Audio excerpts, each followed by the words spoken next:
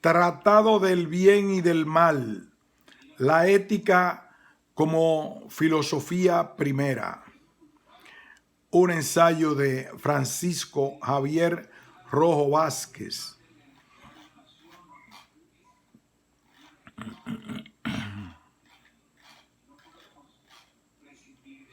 Del bien y el mal en Platón y los antiguos. Debemos buscar para nuestros males otra causa que no sea Dios. Platón. El mal supone, desde todo punto de vista y desde sus mismísimos inicios, que se pierden en la noche de los tiempos una insidiosa amenaza, un profundo enigma y un indudable desafío intelectual y volitivo para la vida humana. Mente y voluntad se ven impelidas directamente ante la palmaria evidencia de su impacto continuo en el transcurrir del mundo y la vida de individuos y comunidades de toda clase y condición a lo largo de la historia conocida, a tratar de buscar una respuesta legítima tanto al origen como a la solución o posible insolubilidad del mal, ya sea en el plano natural, moral o metafísico de las cosas. Pero, ¿qué es el mal? Y su antítesis, el bien. ¿O será al revés? ¿De dónde procede el mal? ¿Cuándo se originó?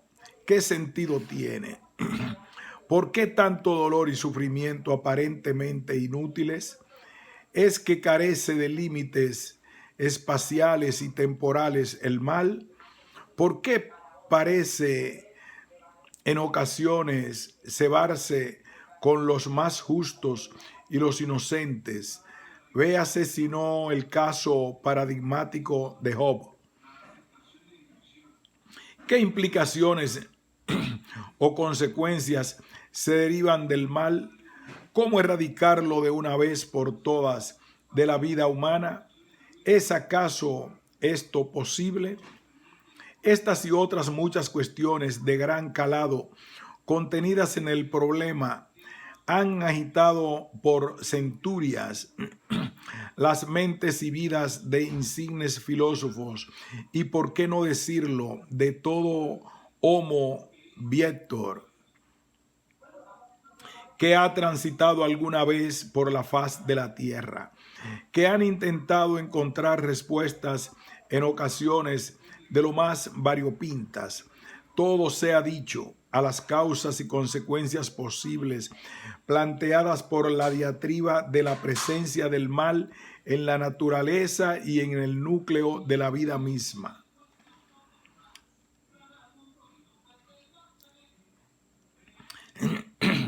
En mayor o menor medida, nadie escapa al mal, sea este del tipo que fuere. Breves o duraderos, leves, moderados o gravísimos males parecen acechar de continuo al hombre entre chinescas sombras, aguardando el momento oportuno para abalanzarse sobre su desprevenida presa y sacarle cuanto menos del aparente estado de ataraxia o de ilusoria felicidad en el que se encontraba, tal vez un solo instante antes. Dolor, sufrimientos más sutiles o intensos, enfermedad, crimen, guerra, terremotos, maremotos, plagas, pestilencia, tortura, muerte finalmente, nada vivo o aún inanimado parece poder huir de las afiladas garras del mal o de la destrucción si la entendemos tal. Es por tanto común, si bien en distinto grado, la experiencia del mal en la vida del hombre, lo que a la par pone en cuestión la posibilidad de una vita buona que merezca la pena ser vivida y exige redoblar los esfuerzos intelectuales para replantear, sea desde la razón o desde la fe o de cualquier otra de sus posibles mixturas intermedias, los caracteres que deberían atesorar esa buena vida para intentar salir así de manera al menos un poco digna de semejante atolladero. Por tanto, constituye el mal y el bien un asunto de plena vigencia tanto ahora en la era contemporánea como en la antigüedad, en el medioevo, como en la era moderna, épocas en las que centraremos nuestro estudio filosófico al objeto de intentar encontrar las respuestas que fueron dadas al respecto de este aspecto capital y radical de la existencia humana a lo largo y ancho de los tiempos por las mentes más ilustradas. En todo caso, es el problema del mal ardua cuestión que refiere y requiere de revisión constante a lo largo de la historia, al igual que muchos otros temas que atañen a la filosofía, dada su obstinada continuidad y su insana afección a acompañar lúgubremente el tránsito vital de todo bicho viviente. Cabe anticipar así un a priori su prolongación futura en el tiempo, perpetuando su eterno ritornello, si es que realmente no está al alcance de lo humano u otras posibles inteligencias de grado superior a lo del Homo sapiens, erradicarlo definitivamente de su trayectoria vital. Así pues, parece quedar justificado el apremio en la búsqueda de la elucidación y posible solución del mal a la vista del acontecer humano del que se tiene noticia. En la primera aproximación, no obstante, cabe señalar que los distintos filósofos que se han ocupado a lo largo de la historia de esta cuestión han señalado varios tipos de males principales que han clasificado fundamentalmente en males naturales, catástrofes, catástrofe como terremotos, sequías, inundaciones, etcétera, físicos, dolor, sufrimiento, hambruna, enfermedad, muerte. Si bien estos dos tipos anteriores podrían considerarse conjuntamente como males materiales y mal ético o moral, el pecado, daño que se inflige de manera consciente o aún inconsciente, según algunas interpretaciones, a otro ser vivo.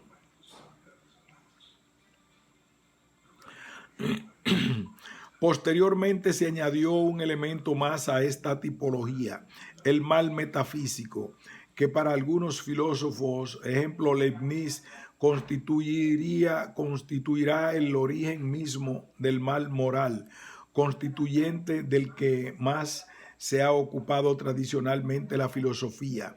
Si bien las respuestas que se han intentado dar a este problema han sido notablemente divergentes y hasta la propia cantidad de pensadores que han trabajado esta peliaguda materia, la disimilitud en las supuestas soluciones presentadas y el hecho de que el propio mal siga acampando por sus respetos en este mismo momento y si cabe aún más intensificado quizás por su magnitud cuantitativa, parecería dar cuenta de una proverbial insolubilidad intrínseca del tema que nos ocupa, al menos en lo concerniente a un punto de vista exclusivamente racional, lo que sin duda contribuiría a explicar la continuada perplejidad del hombre ante el espectáculo infausto y grotesco del mal, quien a pesar de ello sigue intentando formular una respuesta válida y perdurable al misterio de la iniquidad, anomía. En suma, está el mal que se padece y el mal que se hace o se provoca, y en todo caso no parece tampoco factible ni recomendable desistir negligentemente de la ingente empresa de tratar tete a tete con el mismo mal, ya que aunque el hombre deseare íntima y vehementemente aniquilarlo de manera fulminante, el mal probablemente no abandonaría al hombre y más pareciera en ocasiones su mismísima negra y pegajosa sombra que lo acompaña impertérrita y desafiante de la cuna a la tumba. El bien y el mal, por lo demás, se muestran intrínsecamente unidos a aspectos fundamentales como la libertad humana, el sentido de la vida o hasta la propia existencia de Dios.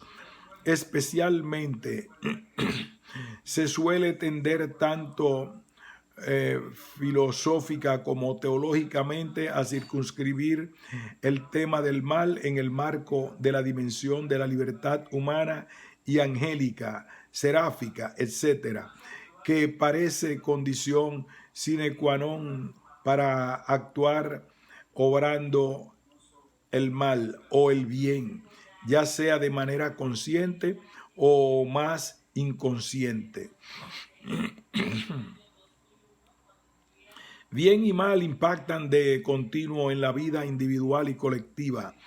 Comunidades, estados del hombre afectan, por tanto, de manera global la existencia humana y a pesar de esta facticidad innegable de ambos, parece yacer en lo más recóndito del alma humana el ancestral anhelo de la eliminación del mal y una positiva tendencia innata hacia el sumo bien, que históricamente se ha tratado de materializar mediante la búsqueda y consecución utópica o no de una sociedad perfecta, planificada minuciosamente, en la que reinan supremamente la armonía y la bondad y de las cuales pudieran participar todos sus componentes societarios. En las más de las ocasiones, sin embargo, dichas ideologías han generado un sinnúmero de falsas ilusiones y degenerado luego con inusitada celeridad en algunos de los episodios más trágicos y dantescos de la azarosa y habitualmente poco edificante historia humana. El problema comienza ya al intentar determinar qué es lo que debe calificarse como malo per se, ya que un simple objeto cualquiera podría ser calificado como bueno o malo por una infinidad de atributos susceptibles de ser juzgados positiva o negativamente.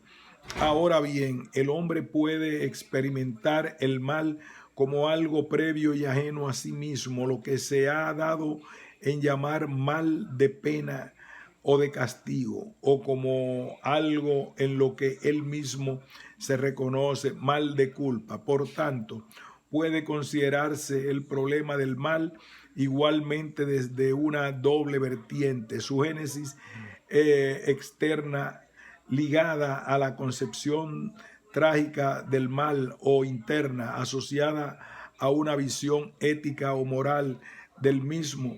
De esta manera, el análisis del mal constituye todo un reto para la ratio humana y aún para la fe. Como trasfondo sigue estando vigente el interrogante que cuestiona si es posible luchar contra una amenaza cuyo origen y naturaleza constituyen un enigma y que por ende ignoramos en gran medida. La respuesta obvia sería que no, lo que obliga a repensar y afrontar una y otra vez el problema en toda su magnitud. Algunas hermenéuticas propuestas del mal han tratado de demostrar que el hombre habría evolucionado desde la concepción trágica del mal, que se ve fielmente recogida sobre todo en la tragedia griega antigua, hacia una más reciente concepción del etos del mal, que recoge también a la primera.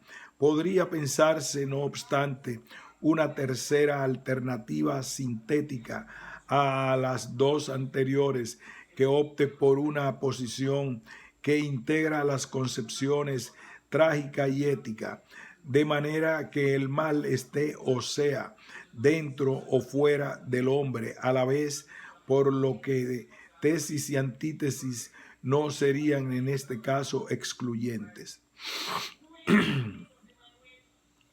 Por tanto, ya sea que se exprese en términos filosóficos, teológicos o seculares, el concepto del mal representa un persistente obstáculo y un problema de difícil solución para tratar de justificar el vínculo del hombre con el mundo, con los demás hombres y con lo absoluto, para el entendimiento de aquel y su explicación última.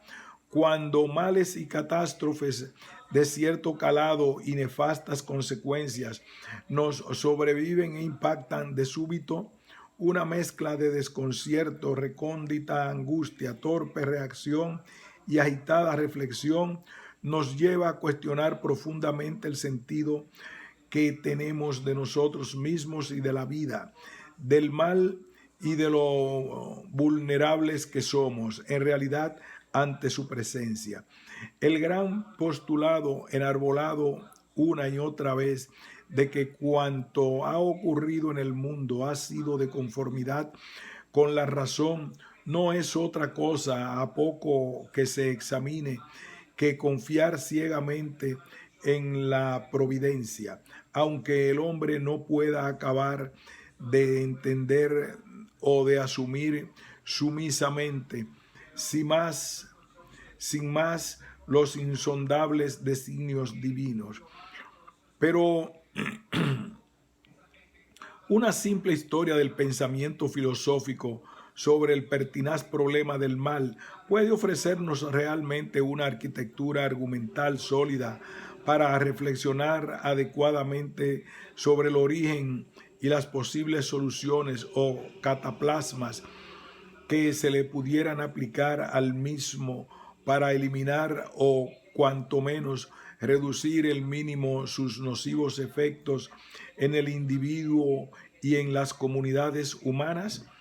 La historia se erige a partir de una confluencia de eventualidades, hecho que ocupó y preocupó a incontables e insignes pensadores de todas las épocas. No cabe duda, no obstante, de que la falta de discernimiento puede llegar a ser en ocasiones más peligrosa que la perversidad misma, por pérfida y ruin que ésta fuese. Y es que resulta cuanto menos curioso que con mayor frecuencia nos suele amenazar la egoísta resistencia a observar las consecuencias que tienen las acciones ordinarias realizadas irreflexivamente, que perniciosos deseos manifiestos de daño y destrucción. Y pareciera además que se sigue manteniendo la tendencia, acaso perenne, en la insidiosa miopía humana para con uno mismo, referida atinadamente en la Biblia, a detectar la paja en el ojo ajeno antes que percatarse del evidente peso de la viga en el propio. La presencia de esta primitiva clase de mal atribuible al ego pone en tela de juicio el análisis introspectivo de sus formas, especialmente de aquellas más triviales y sutiles, por esa propia ceguera. Existe además la infundada creencia de que el mal ha permanecido inalterable a lo largo de sus innumerables apariciones, a lo largo del ajetreado devenir humano. Cabe arguir, no obstante, que esto no es así y que esa sustancia maligna amorfa va mutando con el tiempo, si no en su esencia misma, al menos en su fenomenología.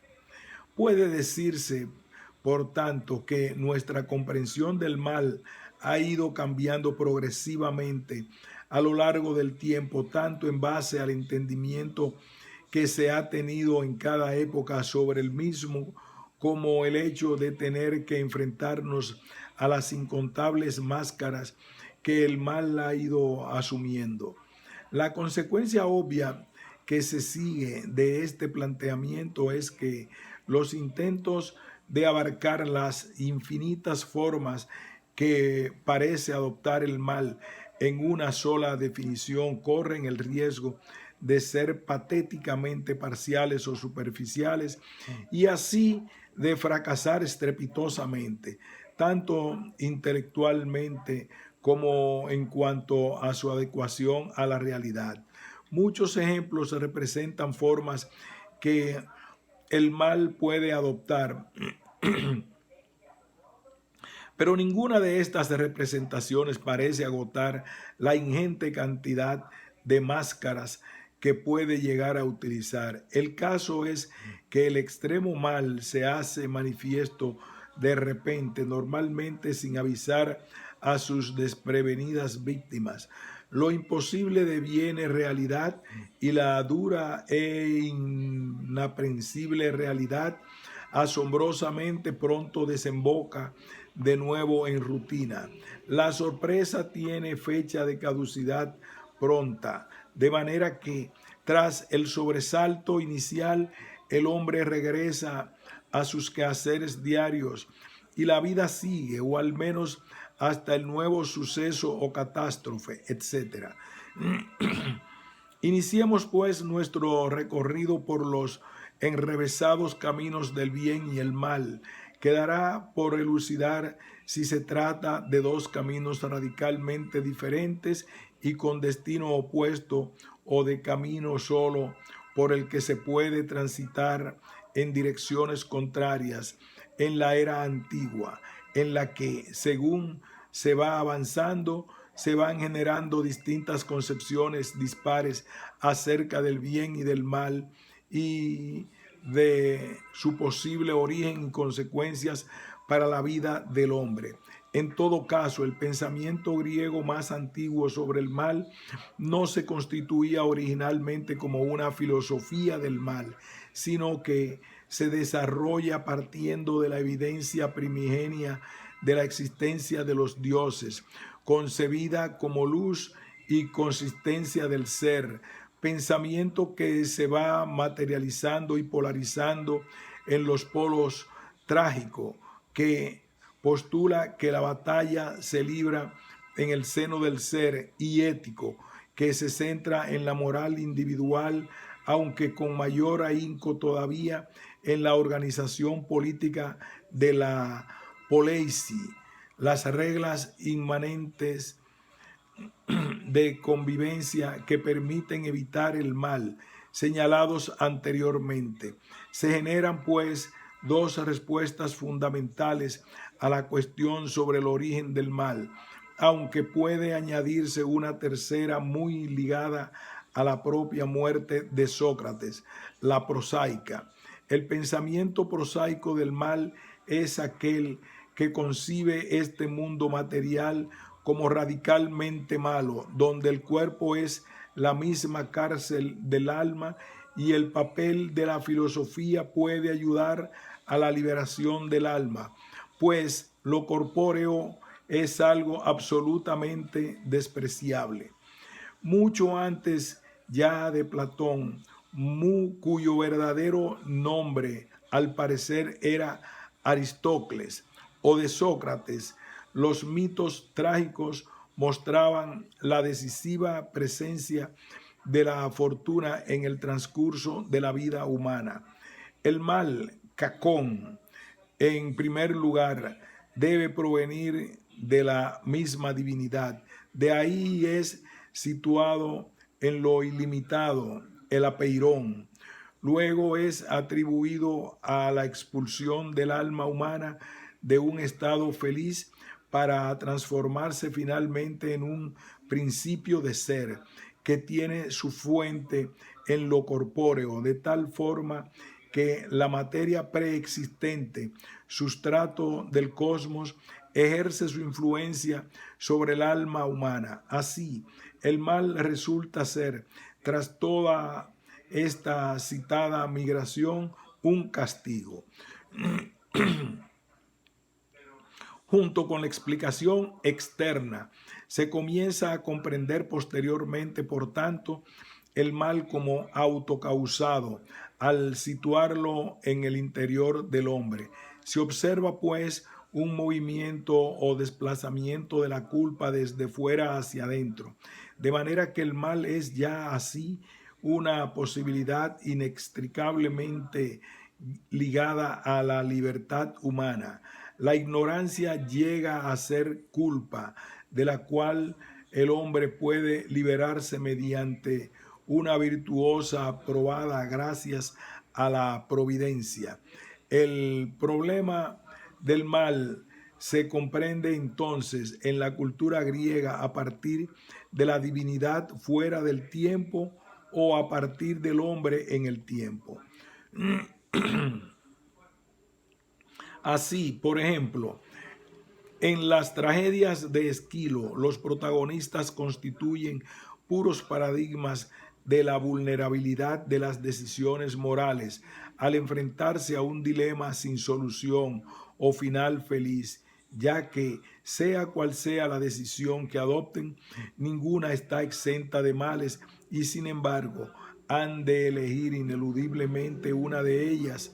En una de las obras de Esquilo, Agamenón es obligado a elegir entre el sacrificio de su hija Ingenia según el mandato de Artemis, o dejar que mueran todos los guerreros griegos por la falta de viento, lo que impide la navegación a Troya, que ha de realizarse por mandato de Zeus, quien exige vengar el delito contra la hospitalidad griega cometido por el príncipe troyano París al raptar a Helena.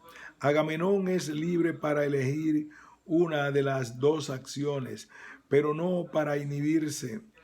La deliberación moral que se desarrolla en la conciencia de Agamenón brota de sus labios y las escuchamos en los versos poéticos.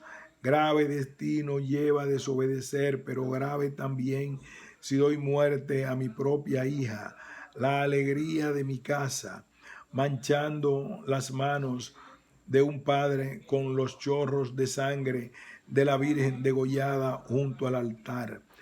¿Qué alternativa está libre de males?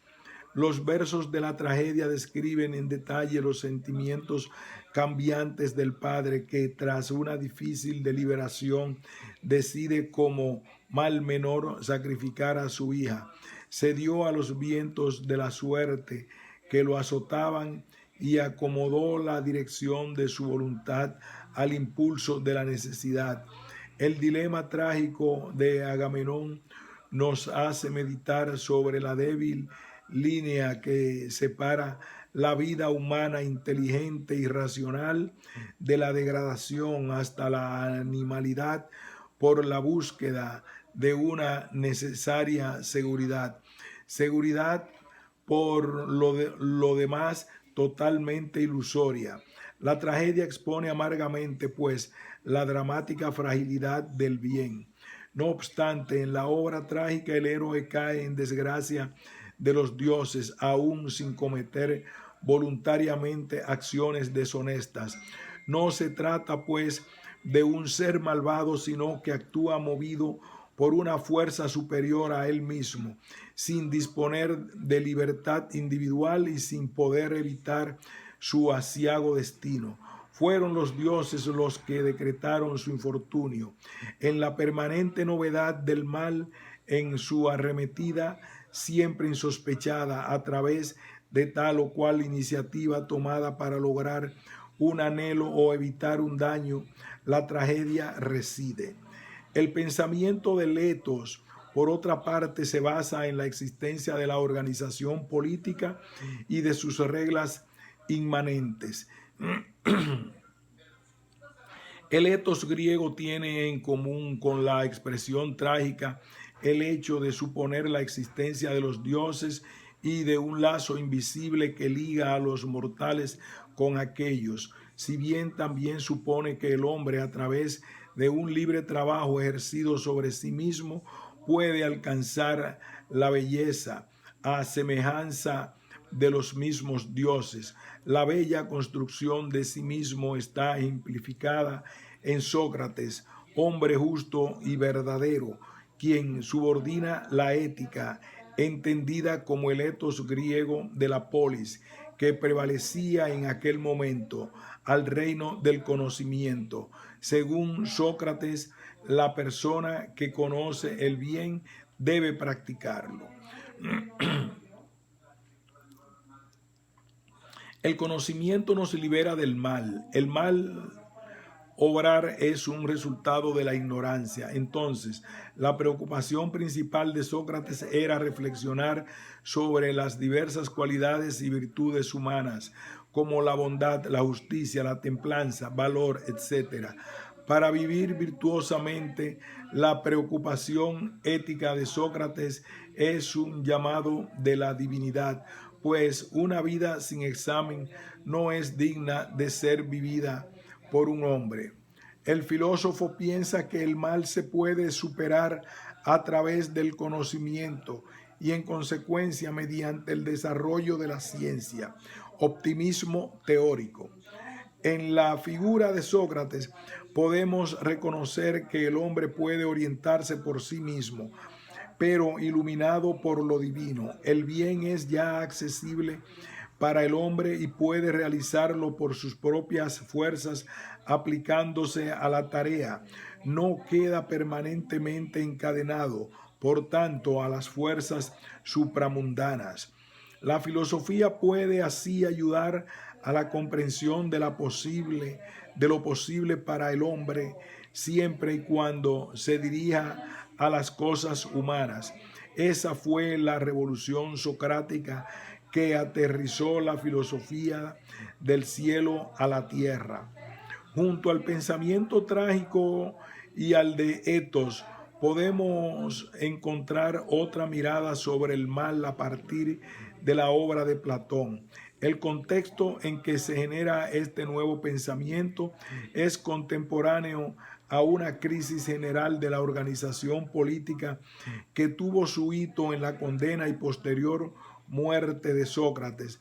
Ese momento de horror que supone la condena a la pena capital del hombre justo y del hombre de la verdad, Sócrates, condenado por un poder a todas luces injusto.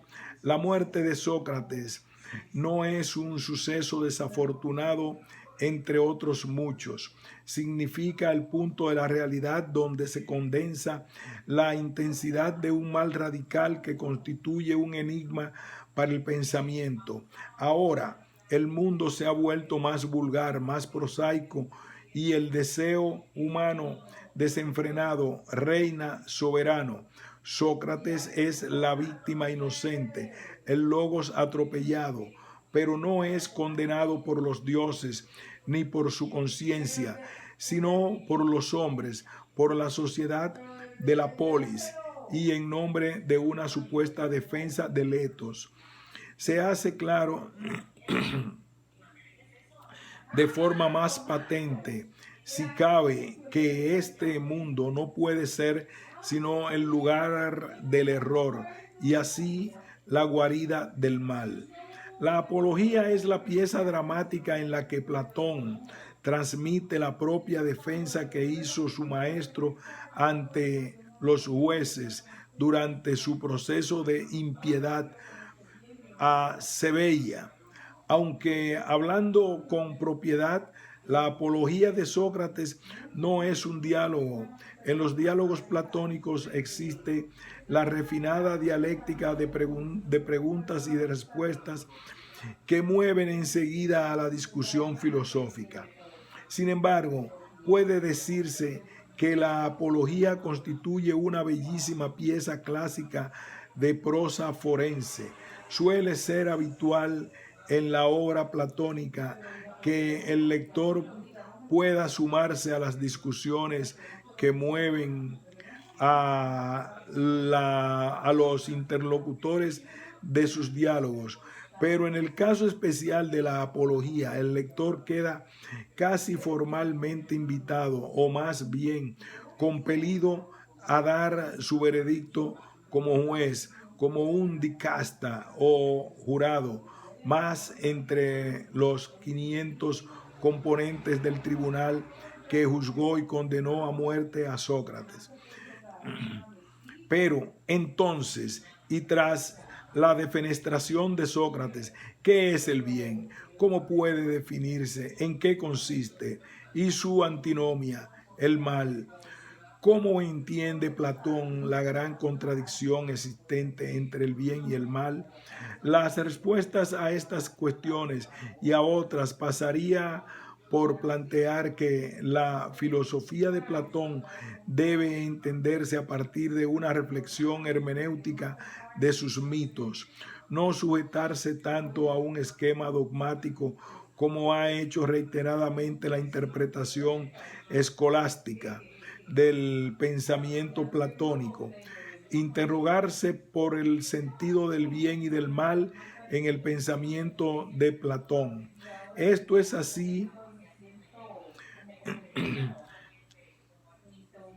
interrogarse por el sentido del bien y del mal en el pensamiento de Platón exige establecer el mito del que se debe partir. Esto es así, además, ya que Platón no publicó nunca un sistema filosófico completo, bien ordenado y acabado. Su pensamiento siguió desarrollándose a medida que iban surgiendo en su espíritu problemas nuevos, dificultades que debían de tenerse en cuenta, aspectos de su doctrina que necesitaban mayor insistencia o elaboración, y según consideraba el filósofo que debía introducir diversas modificaciones.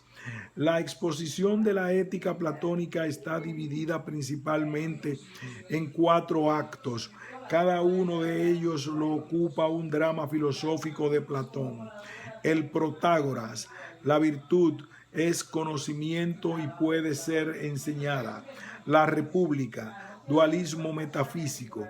El banquete, toda la belleza terrestre es sólo una sombra de la verdadera belleza a la cual aspira el alma en virtud del eros, y el Fedro, de la naturaleza del amor y la naturaleza tripartita del alma.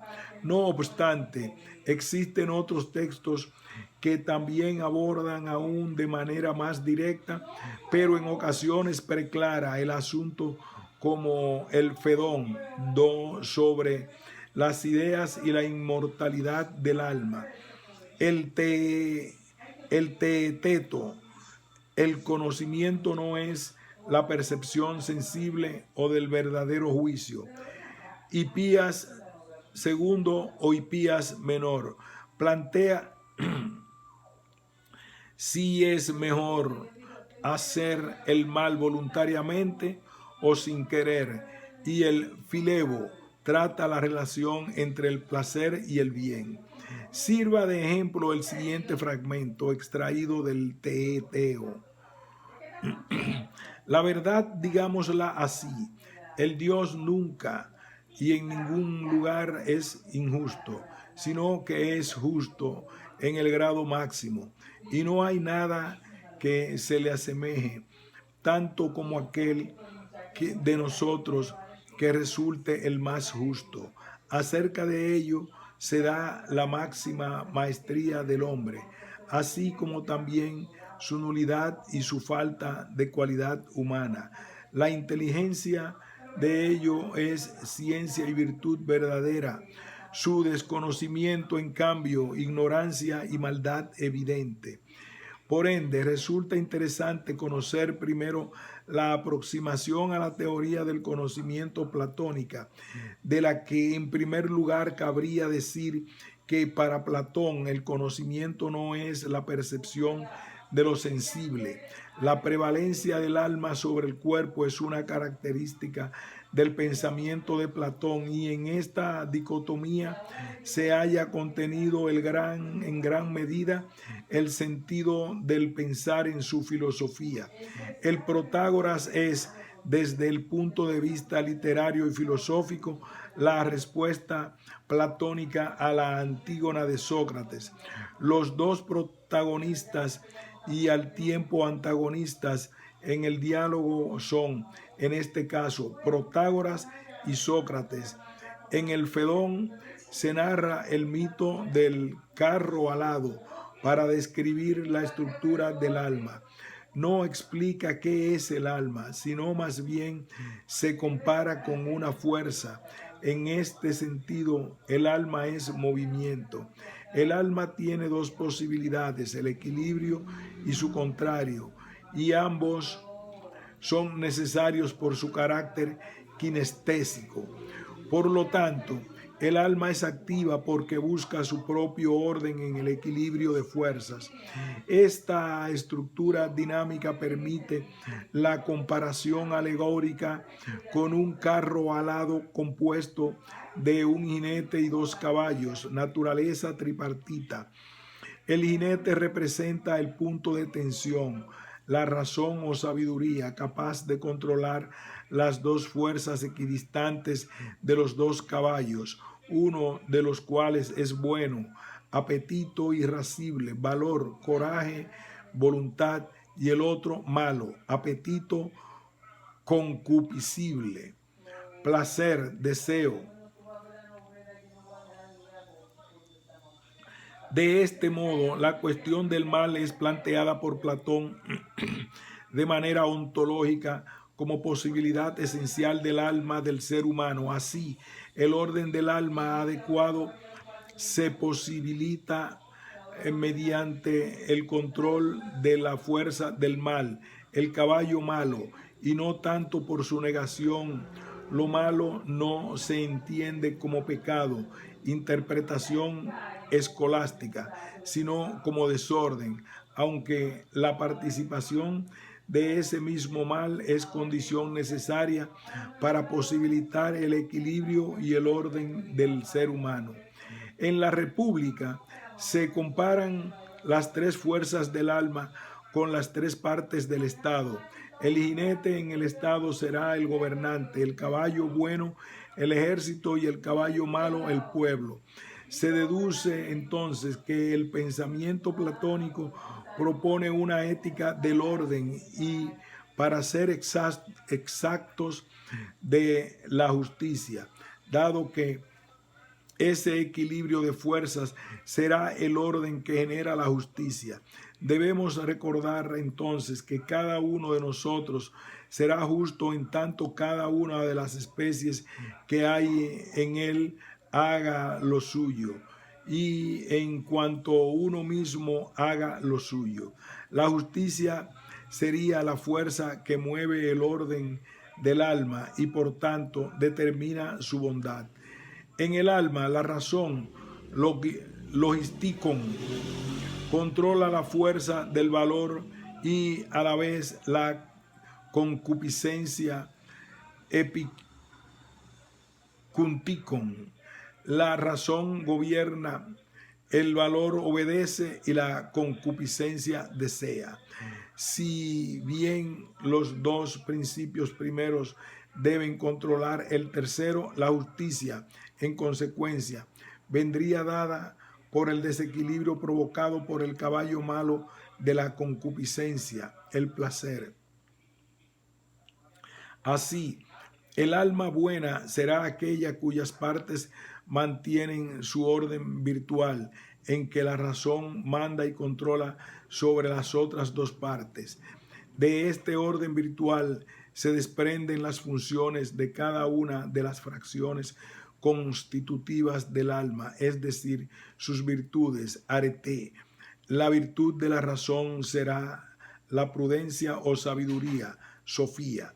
La virtud del valor será la valentía, u hombría, Andrea.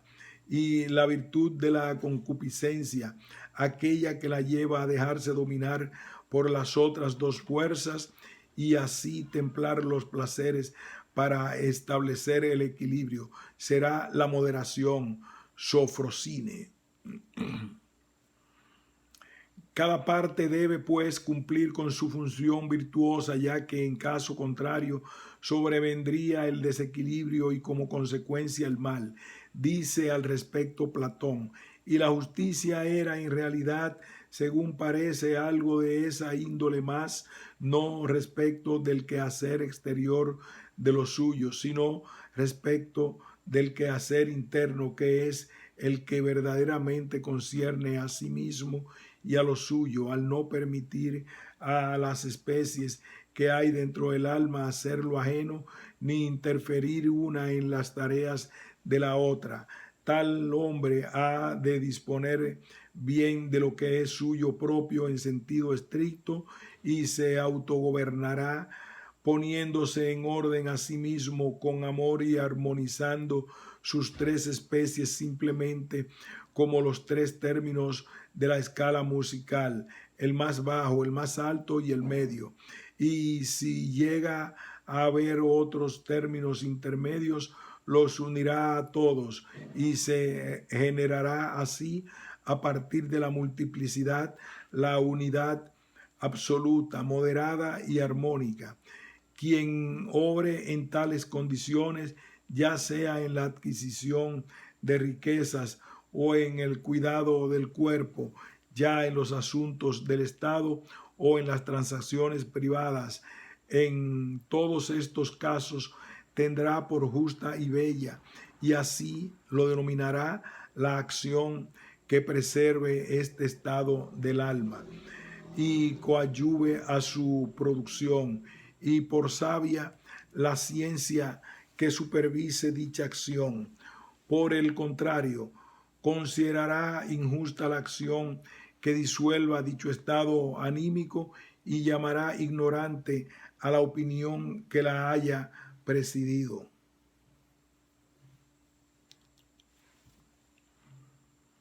Ahora bien, la función armoniosa de cada una de las virtudes que deben acompañar el alma depende de su propio conocimiento, de manera que el alma se vuelva hacia sí misma, a su propio ser, indagando internamente para descubrir el camino hacia lo verdadero, ya que en el alma se guardan las reminiscencias de lo auténtico que ésta contempló en algún momento pasado.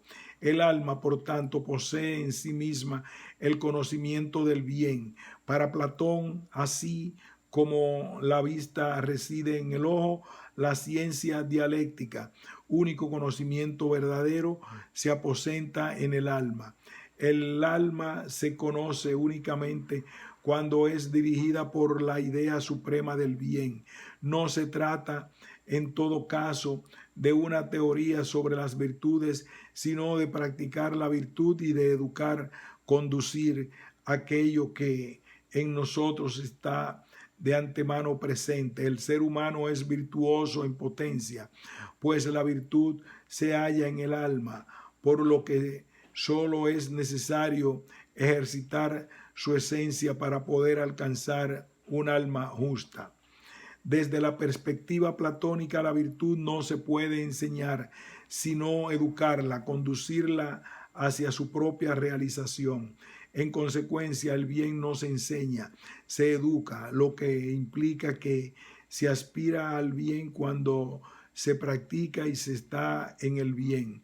Así, la idea del bien, que no es dialéctica, ya que no tiene par, no es lo mismo bueno que el bien absoluto, y este posibilita también el mal. Será el objeto de estudio por antonomasia, que ya que es a partir de ella que todas las cosas se vuelven útiles y valiosas. Quien conoce el bien dará razón del bien y del mal, pero el que se halla en el mal no podrá dar razón del bien ni del mal.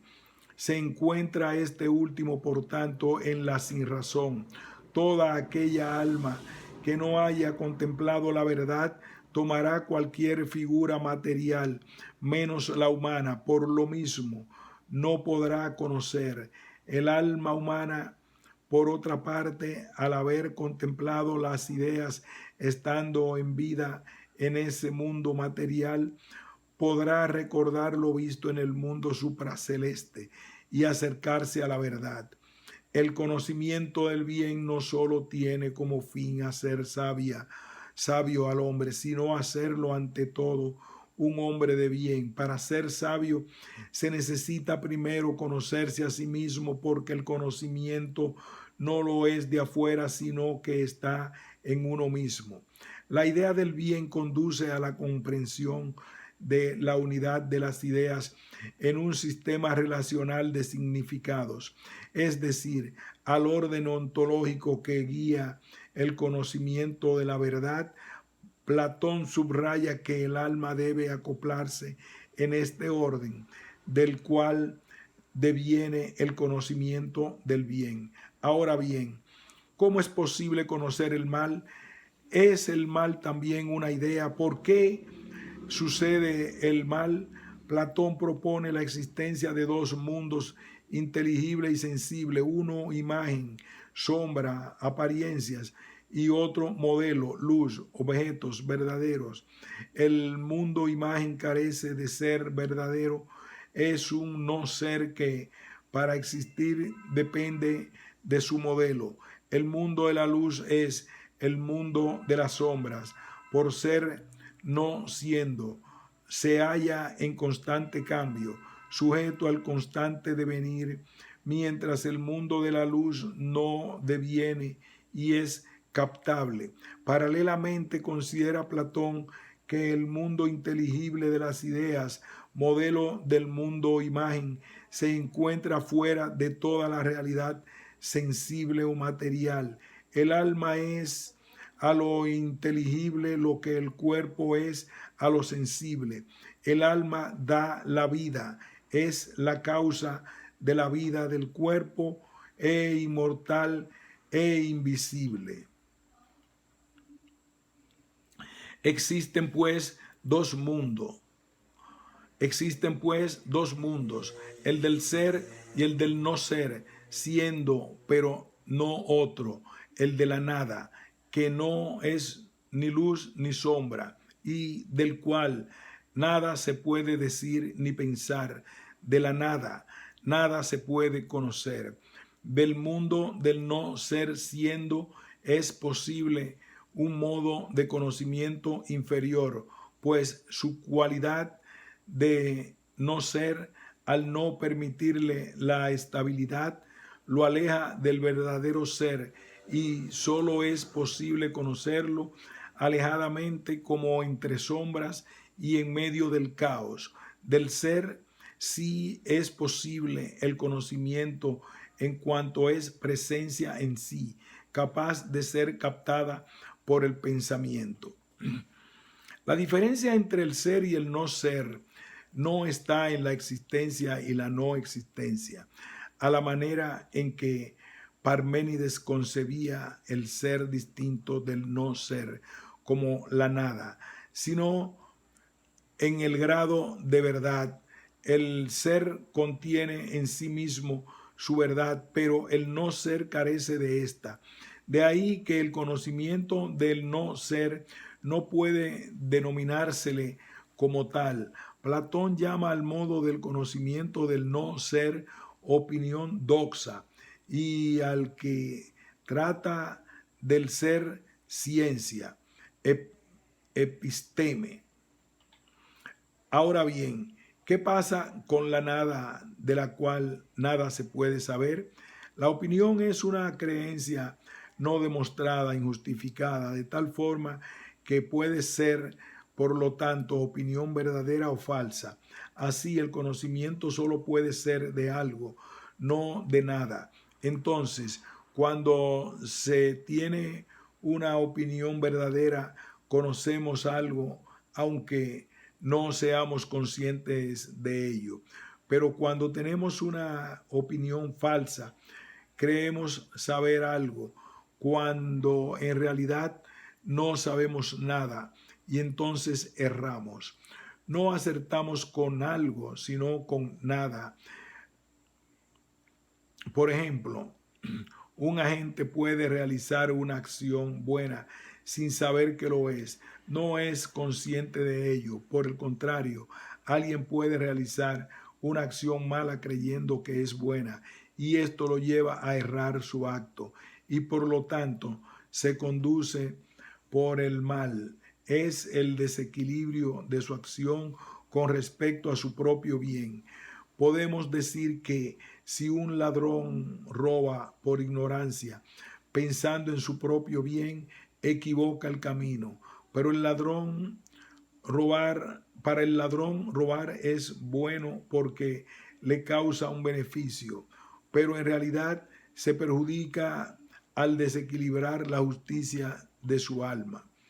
En ese sentido, la opinión que busca el no ser puede acertar en el bien, pero lo más seguro es que lleve al alma a la ruina, al encaminarla a la nada. En el Protágoras, Platón afirma: ¿qué entonces ignorancia llamáis a esto, a tener una falsa opinión y estar engañados sobre asuntos de gran importancia? La ignorancia es entonces el origen de todos los males. Someterse al placer del cuerpo y las riquezas es la mayor ignorancia. Y la ignorancia es la causa del mal al conducir a las malas acciones. Por ello, cuando mueran, las almas buenas e inteligentes se purificarán en el mundo de las almas, y las almas malas e ignorantes vivirán en la materia de acuerdo con su semejante el mal.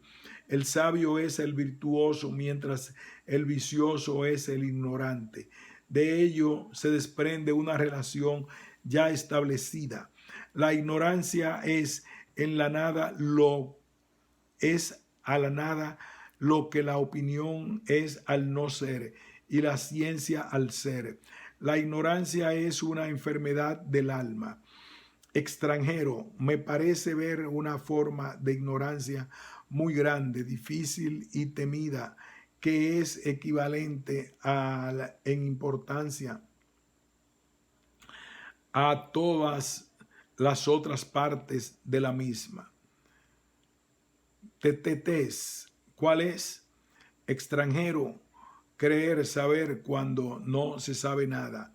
Mucho me temo que esta sea la causa de todos los errores que comete nuestro pensamiento.